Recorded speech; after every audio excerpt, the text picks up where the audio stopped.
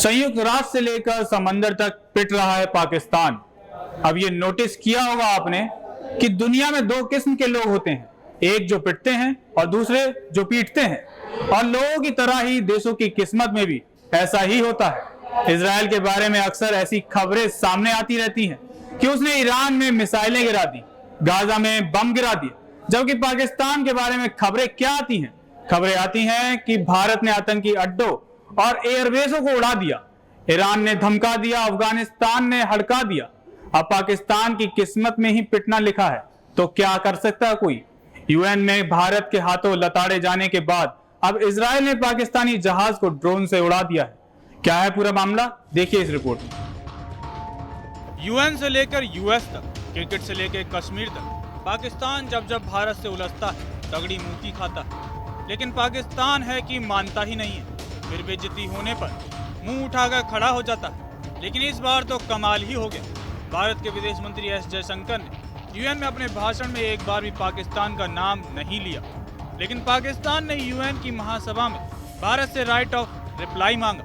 ऐसा करके पाकिस्तान ने मान लिया कि वही टेरर का एपी सेंटर है। तो वहीं दूसरी तरफ भारत ने पाकिस्तान को एशिया कप 2025 में जमकर धूल चटाई और बहुत मार मारी।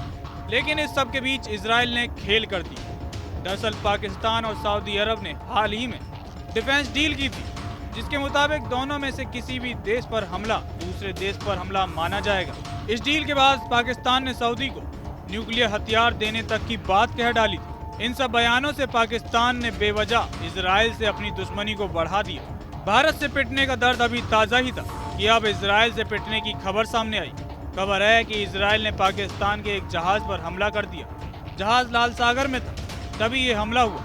पाकिस्तान के गृह मंत्री मोहसिन नकवी ने खुद इसकी पुष्टि की है कि एक पाकिस्तानी जहाज दल वाला एलपीजी टैंकर इजरायली हमले का शिकार हुआ। नकवी ने कहा कि जहाज हूती विद्रोहियों की गिरफ्त से भी सुरक्षित बाहर निकल आया है। इस जहाज पर कुल 27 सदस्य सवार थे, जिनमें से 24 पाकिस्तानी, 2 श्रीलंकाई और 1 नेपाली नागरिक शामिल थे।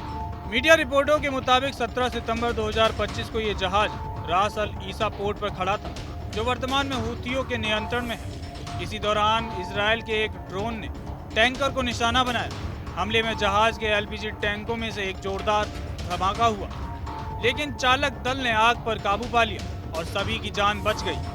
पाकिस्तानी रिपोर्ट के मुताबिक हमले के तुरंत बाद हूती विद्रोहियों की नौकाएं मौके पर पहुंची और जहाज को अपने नियंत्रण में ले लिया।